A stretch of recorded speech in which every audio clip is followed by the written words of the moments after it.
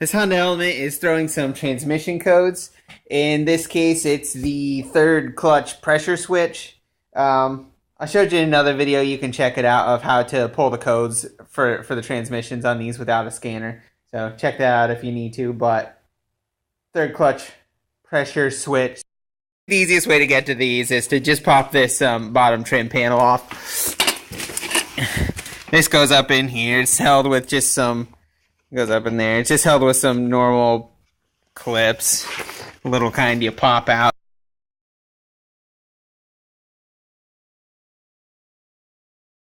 There's a couple that go up inside the... they'll go up inside the wheel well here.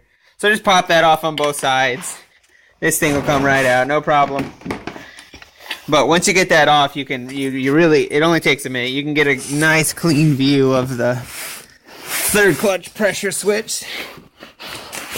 Oh, this is on an Element. This will be the same for the CRV, or basically the same.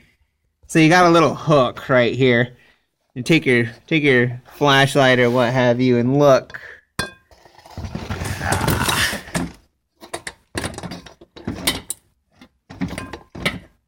You can kind of see it right there. There it is.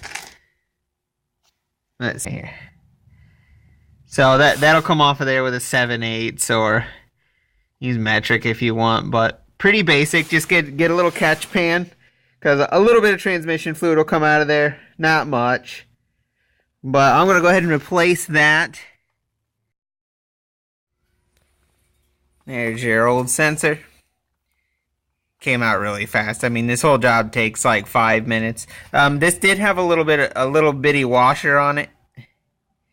And you'll want to replace that when you put your new one on. But, yep, screwed in easily. And reconnected it, so take it for a drive and see how it goes.